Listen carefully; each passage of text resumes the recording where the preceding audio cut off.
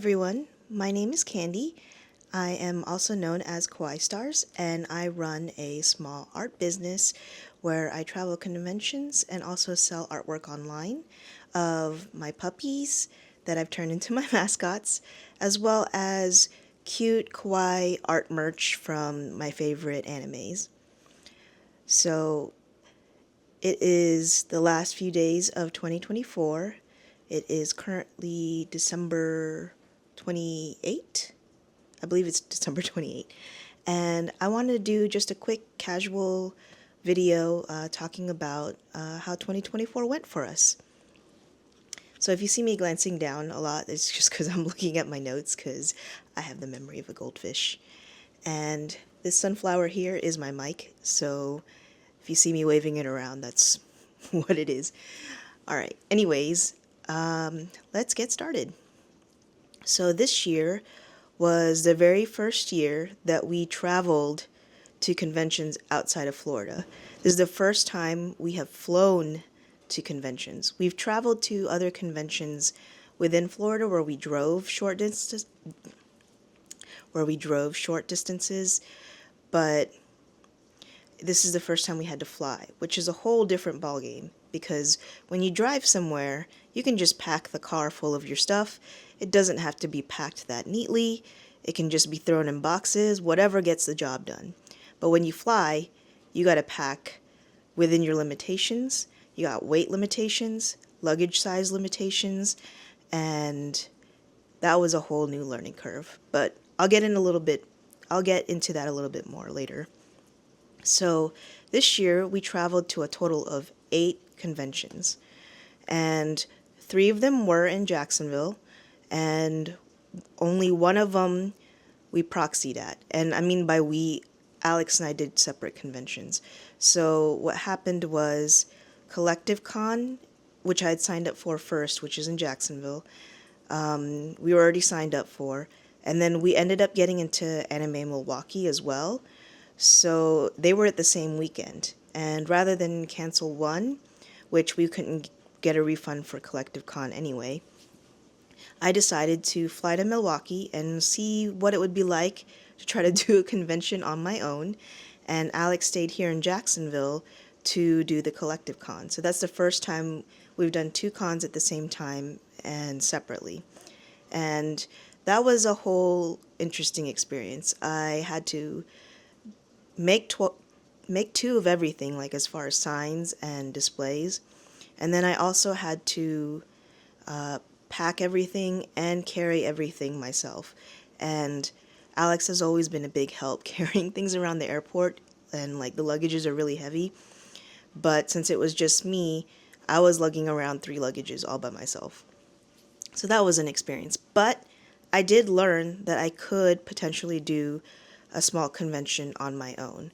So I had to man the table by myself, but because Anime Milwaukee, I think, was either 13,000-ish attendees, I think, that was actually fairly manageable for myself. I did have to do quick runs to the bathroom, but they had people come around and ask if we needed someone to watch a table so we could go.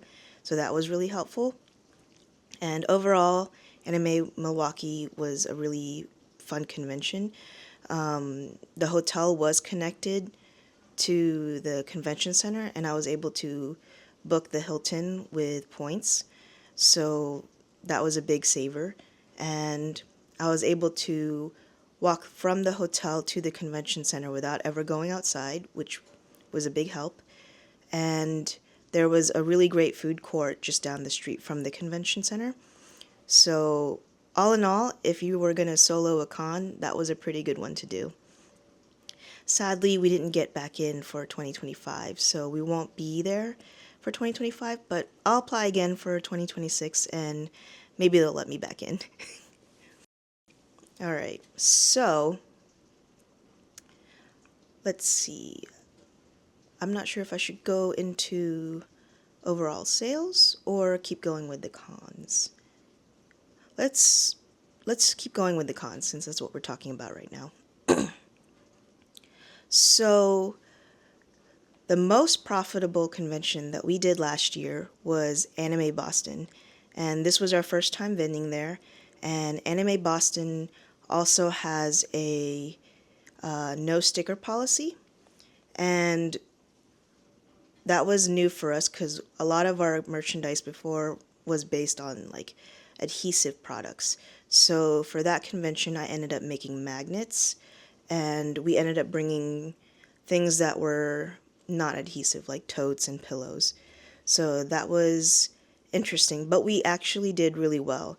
So Anime Boston is our most profitable one. We grossed about 6K, and our rough profit, not including cost of, our products to make them, was almost 5K, just under 5K. So that was the most we'd ever made. I was completely blown away, and I really couldn't believe we made that much, like, ever. So I'm really, really hoping we get back in because that was a great con.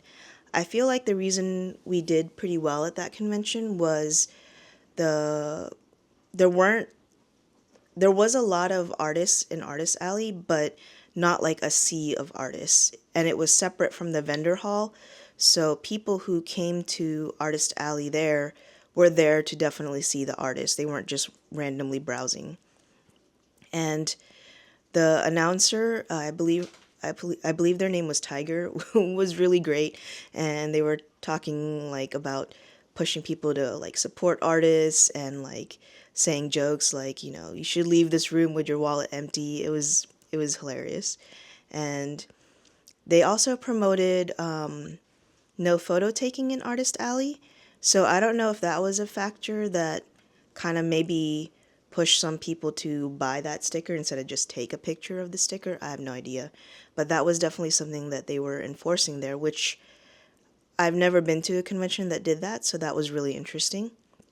I personally don't really mind if people take pictures of my booth and stuff, but I could see how that could encourage more people to actually purchase an item rather than just take pictures of it. And also, it could also encourage people to actually follow someone's social media, maybe, if they want to keep a record of their work, that they liked it, rather than just take photos. So, and I guess it could protect the person's artwork as well from someone who might copy. But I feel like in this day and age of social media where we probably posted all of our artwork online, that isn't really a huge concern. Anyways, but overall, one of the best cons we had. And we got to visit a friend while we were up there, so that was great. As far as the least profitable con, it was a local convention, one day outdoor convention we did here in Jacksonville called SupaCon. So it's held by Supa Noodle Bar, which is a noodle restaurant that's Dragon Ball Z themed. And in the previous years, we did pretty well. I think the first year we did it, we made like 1,500, which is a lot for an outdoor market. But that was also 2 days. It was a 2-day event that day. And then last year, we made significantly less. I think we made like 500, 600, something like that. But it was a local event, and it's outdoors, so there's no fee for anyone to come in and see all the vendors and artists there. So I thought it would still be a good event to do. And I like the noodle bar. It's pretty fun. So that's why we did that event. The turnout was very low, and I think we only made about $200, and minus the booth fee, we only made like $100 profit.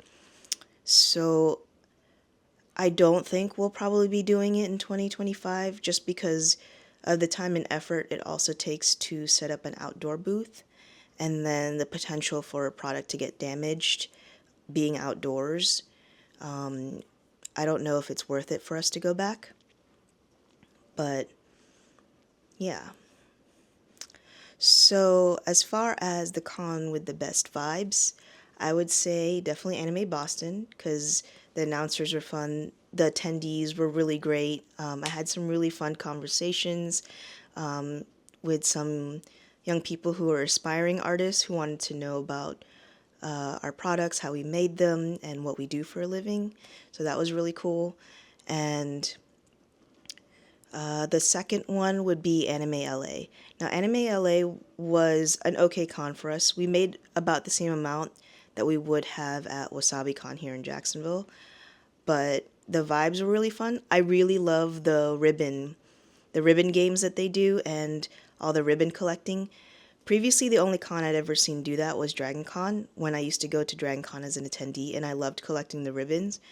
So the fact that Anime LA has like a huge like the ribbon culture is really fun. So we are definitely doing that this year again. We'll see you guys there in a couple of weeks if you're going to be there. We are in 2 ribbon rallies, a Dandadan one and a doggy apartment tower one. So it's like a animal themed one, but I think most of the animals are dogs. There's some cats. So let's just call it anime themed ribbon rally that's hosted by Single Sploot, and each ribbon is a different floor of an apartment or a hotel. So once you get all the ribbons, you kind of have like a whole building or tower of like little animals that are doing their own thing in different spaces. So it's really cool. If you're going to Anime LA, you should definitely check it out.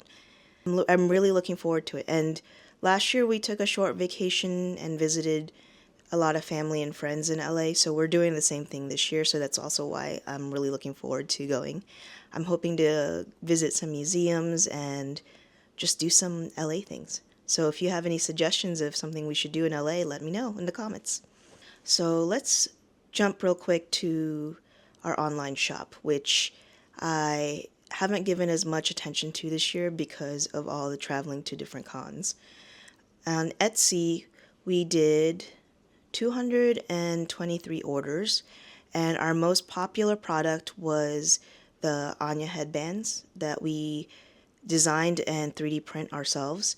And it's a headband that you can unscrew the Anya ear caps and put them on headphones, clear elastic, or Velcro it to whatever you want.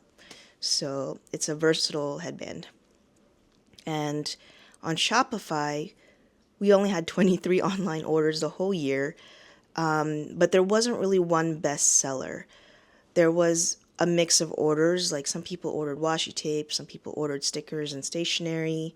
There were a few people who ordered totes, and some people did order horns on there too, so it's like a mixed bag on Shopify.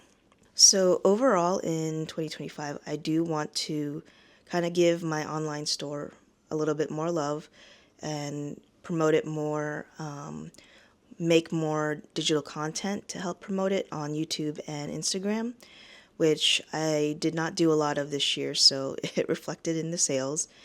And I've kind of realized what my threshold is this year of what I can really do without going crazy or getting extremely burnt out.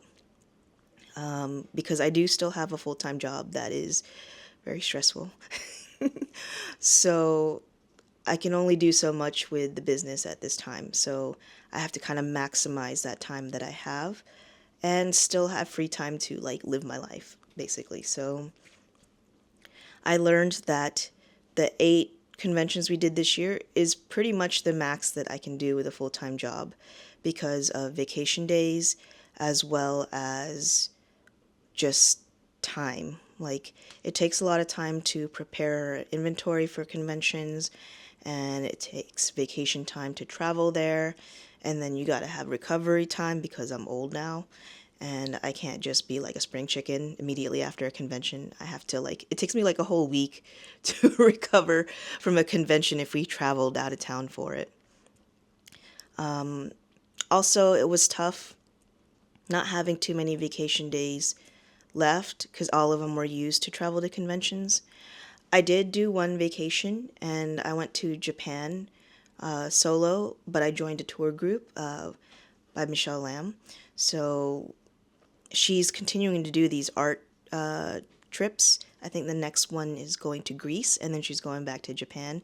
So you guys should definitely check it out if you're interested, because it was really worth it as far as like seeing something new with a whole bunch of artists, which I don't really have a local art community to hang out with here, so it was a really, really great experience for me. And I just really loved hanging out with other artists again and just like talking art stuff. I don't know. And like experiencing new things. Like I still can't believe I went to a whole other country by myself. But I'm going off on a tangent. So that was like one whole week of vacation I took. But after that, like I pretty much didn't have any personal vacation days left. So this year I normally take off around Christmas time and New Year's to spend time with family and friends and just to decompress and relax and reset for the new year. And this year I had no vacation days left to do that. So I've been working throughout until the end of the year. So that was a bit of a bummer, but it is what it is. I just need to remember to keep track of that for next year. Other things that I learned. I definitely learned how to track. So I definitely learned how to travel and pack for a con. I mentioned that earlier in the vlog, but basically what I do now is I set up the whole display to make sure of exactly what I need to bring, and I pack it right there, then and there when I break it down, just so to make sure that everything that it took to set that up is going straight in that suitcase so I don't forget anything. I bundle everything together and weigh it, and the reason I do that is if I need to shuffle stuff around in the suitcase, I don't have to guess what I should move. I definitely know exactly, like if the suitcase is 2 pounds over, I can grab any bundle that is 2 pounds and move it over to another suitcase. And it also helps keep things organized, having them in individual boxes or zip tied together like I do with the grids, because if someone were to open my suitcase, like if security opened my suitcase, my stuff isn't going to explode everywhere. Like everything is very compartmentalized, and when we get to the convention, because everything is boxed and labeled, it's very easy to kind of stack those boxes behind the booth and know what we need to grab to put inventory out, or if we're doing not self-serve where they have to tell us what they want, we know exactly what to grab back there. So that is something we learned. We were definitely not that organized when we flew out to Anime LA last year.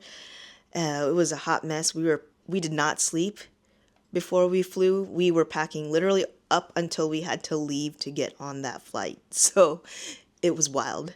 Definitely not doing that this year. I'm planning to be packed like a full weekend beforehand. Maybe. We'll see what happens. So another thing I learned is that having an online social media presence does make a difference at conventions. And the reason I say that is because I made a couple of videos for Otakon. I did several videos and reels for Instagram showing new product I was bringing, as well as, packing. And I also made a prep vlog before going to Otakon that was showing kind of like my setup, my process. And even though I have a very small following on social media, because I think people look up Otakon, some people had actually seen my vlogs and content before then. And I had people stop by and say that they literally were looking for my booth to come by and say hi and check out some of the product that I featured. And that like blew my mind. Like I didn't even think anyone ever sees any of my content online. Like I feel like I usually just put up content and it goes out into the void, except for maybe like the 5 people who see it. So I was really surprised that anyone came to the looking for our booth because they saw the videos online. So I think it definitely makes a difference. And for people who post vlogs regularly about cons and how they do, and or just make Instagram content and just have a social media following and let people know that they're going to be at that event, I think they have a higher chance of being more successful. And that's why they're able to report those kinds of numbers. whereas someone else who goes to the same con who may have unfortunately been stuck in the back corner and has no social media following, you're just relying on people to happen to walk by your booth, notice it, stop long enough to look, and maybe buy something. So if you think about it like that, you definitely have less chance of making a good profit if you're only relying on people to happen to come by. And like I said, being put in the back corner can really hurt your profits at a convention. Like if you get put in a really great spot with a lot of traffic, or you're next to someone who gets a lot of traffic, that can affect your profits by a lot. Because I've been to enough conventions now where I see how that makes a difference. Because at Anime Central specifically, we still did a decent amount. We broke even, but there were definitely two main aisles where a lot of people had traffic, and it was like actually packed and crowded. Like I went over there to look, and we were in like the back corner with doors that didn't open. I thought they were going to open when I picked them, but they had those closed, and our corner was pretty dead. I mean, we had some people who happened to wander by and, come by and stop by our booth, but for the most part, like most of the traffic was not there. And I feel like that did make a big difference in how our sales went. If I had done more videos or prep videos, maybe even if our corner was dead, some people would still have tried to find us and purchase from us, or at least say hi. Cause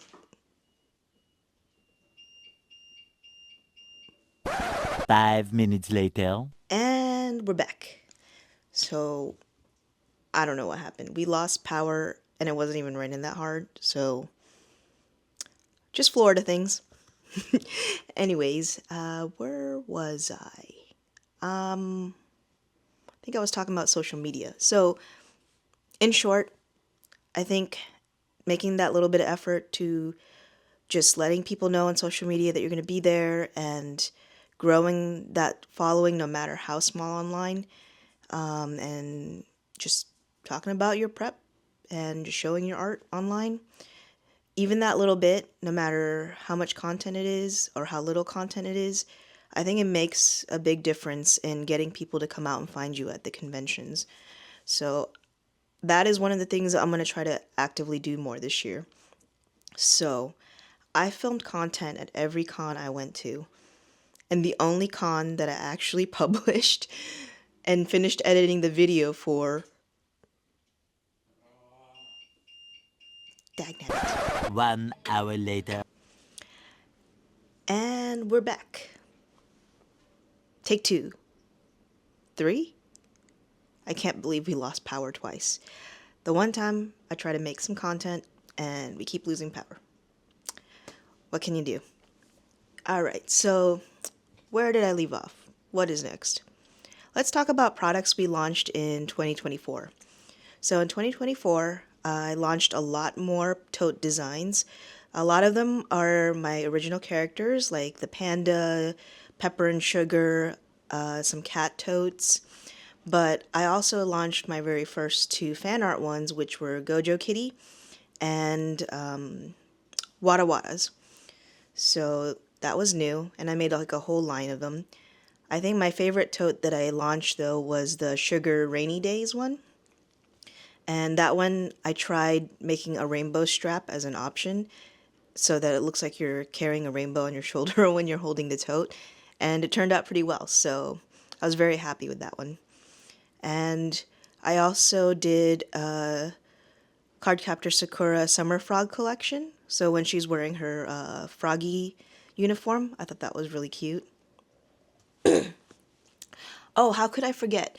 I made my very first enamel pin this year. That had always been one of my goals to do. And while I did not make that enamel pin on my own, because I made it through one of the organizers at Otakon, it was still really cool to see an actual enamel pin. Actually, it's behind me.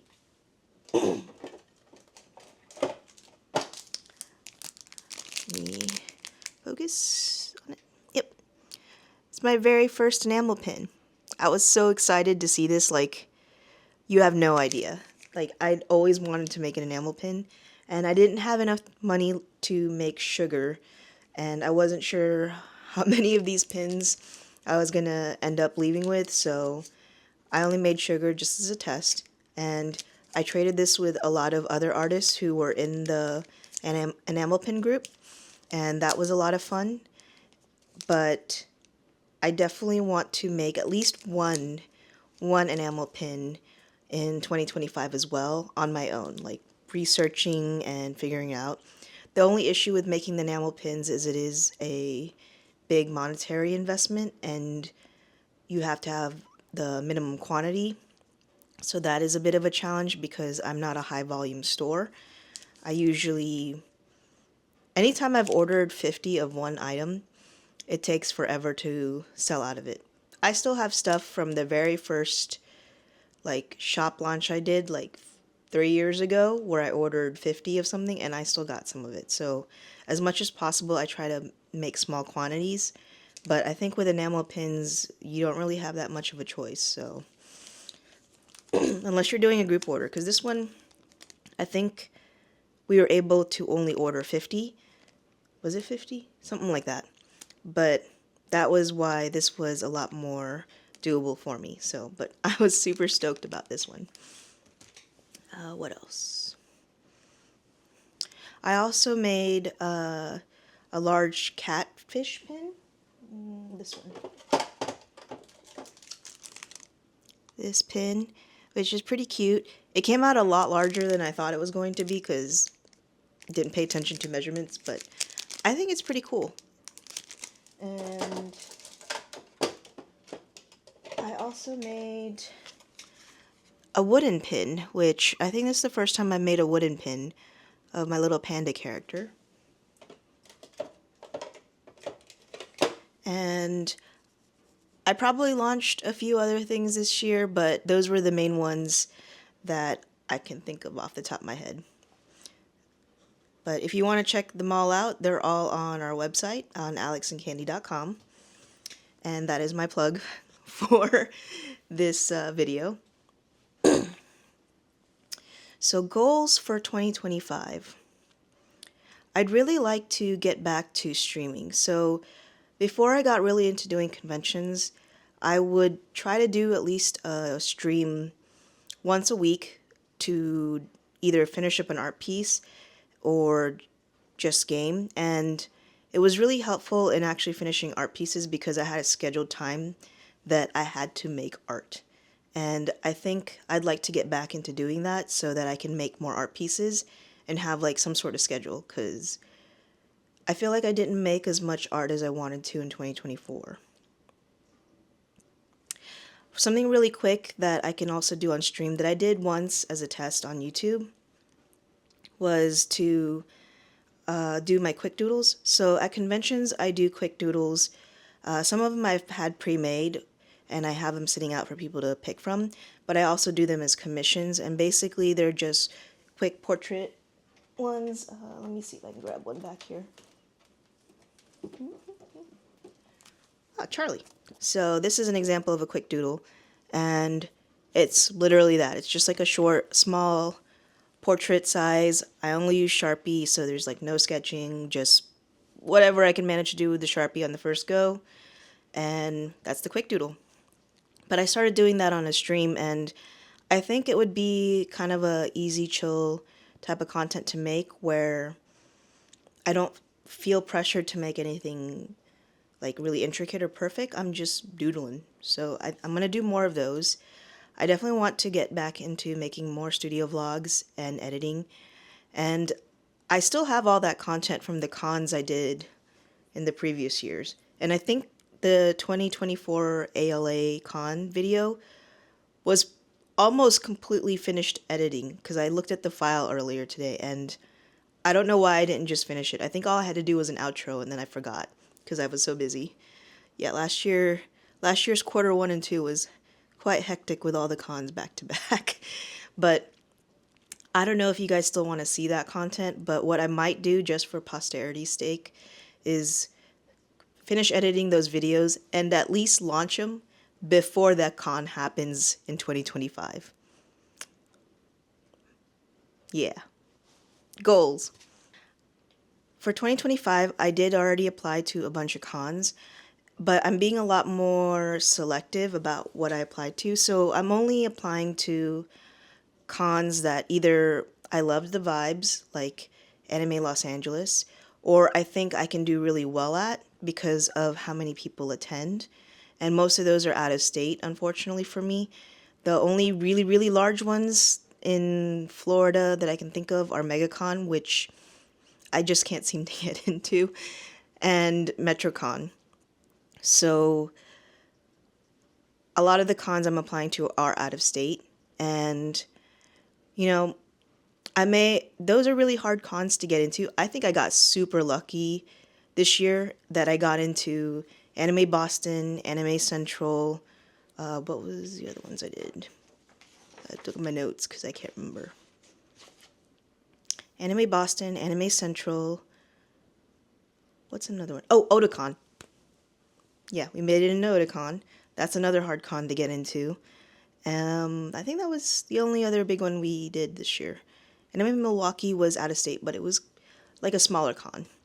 Just like, it was like, I don't know what the attendance rate. I think it was about 13K, which is only a little bit less than Anime Los Angeles, I think. I think Anime Los Angeles, the attendance numbers I saw for it last were like 16-ish, maybe 16K, and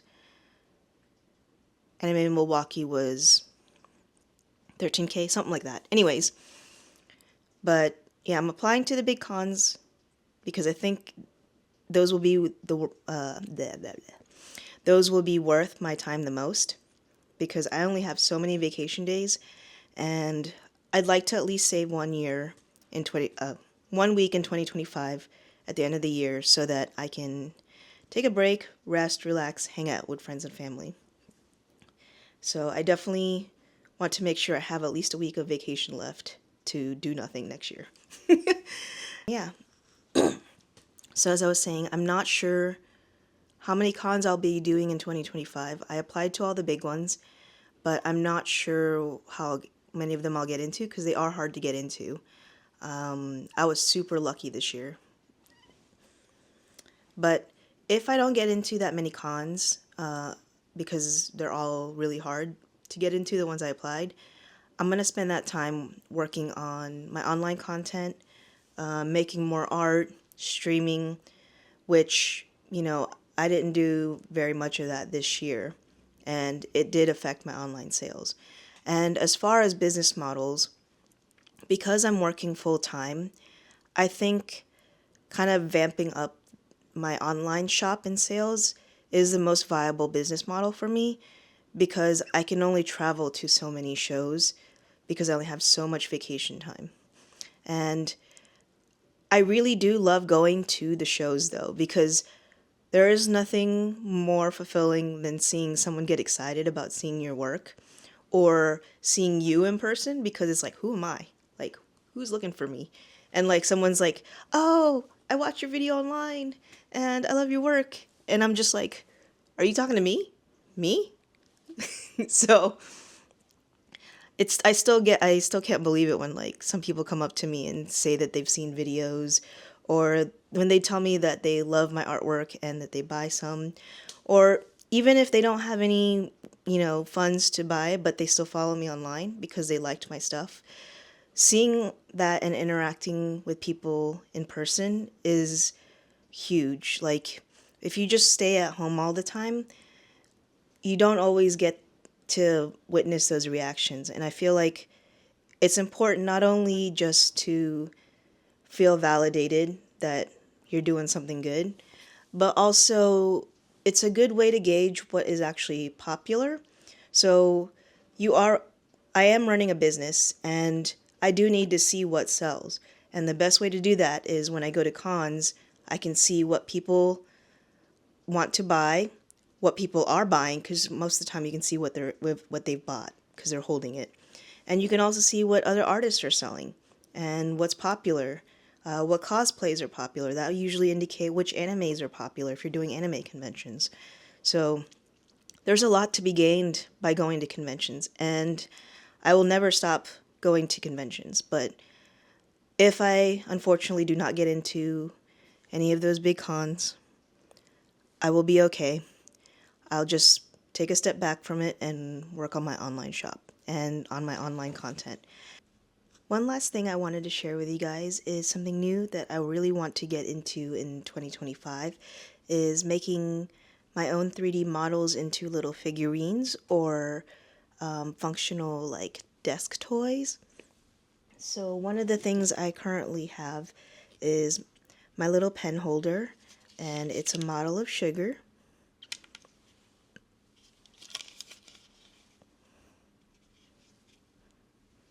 Go. And right now, she only holds the pen, but I want to modify it so that she has a spring-loaded tongue so that she can hold multiple items. But this is an example of one thing that I worked on in 2024, and I want to do more things like this. I modeled that one in Nomad, and then I printed it on an X1 carbon bamboo printer, which is what we used for our horns as well.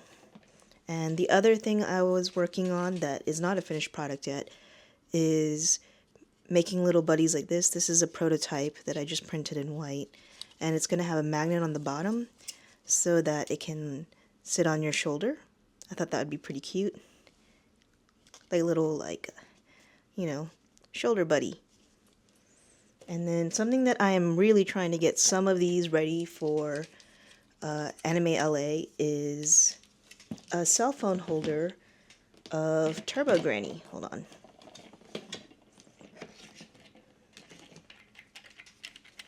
So this is it. This is just a plain white, I don't know if it's in focus, plain white prototype. And it comes in multiple pieces because I want to print certain parts in different materials. Like these are going to be Okarune's golden balls, and then the bell on the cat is going to be in gold, so I have it print different. And I'm going to try to use multi filaments with both AMS systems that we have to print this cat in full color. So that'll be interesting. I will try to do a video on that once I get it started, but I hope it takes a long time to print those, so I'm hoping to get at least a couple for Anime LA so I can have them on display so people could pre-order or purchase the ones that I have with me. But yeah, I'm really looking forward to getting more into using my degree, which was in 3D, so making more 3D models. And I think it'll be really fun if I can learn to airbrush as well. So just like making my own little custom figurines, I think that'll be really fun. And I'm looking forward to doing that in 2025. If you liked any of the stuff you saw today behind me, you can check out our shop online at alexandcandy.com. I also post fairly frequently on Instagram, either as stories or reels, and I'm trying to do more of that in 2025.